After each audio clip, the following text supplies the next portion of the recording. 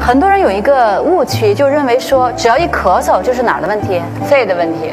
对，气管这就不对，气管它也是肺的一个部分啊。对，这就不对，为什么呢？其实我们咳嗽还有一种，特别是你看有些人他顽固性的久咳不愈，它往往是什么呢？喉源性的。什么？喉源性的就是嗓子。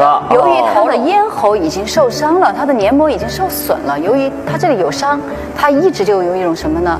痒，或者是痛，或者是有异物感，因此他就总是想要咳啊咳啊咳，这种我们就称为喉源性的咳嗽。而这种咳嗽，你不管吃多少的贝母啦、梨啦、去润肺啦，都没有任何的用处，因为它的病根不在我们的肺，而是在哪里？在我们的咽喉这里。对于这样的一种咳嗽呢，我们就用得到甘草了。哎，甘草有个好处哈，方琼肯定会很喜欢，它对我们的皮肤有一个修复的作用。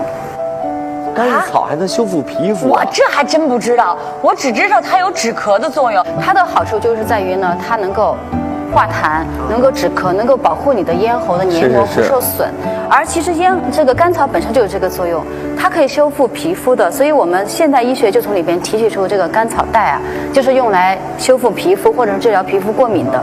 而我们直接用这个甘草，比如说你含这个甘草，它对于我们咽喉的这个黏膜就有一个修复作用。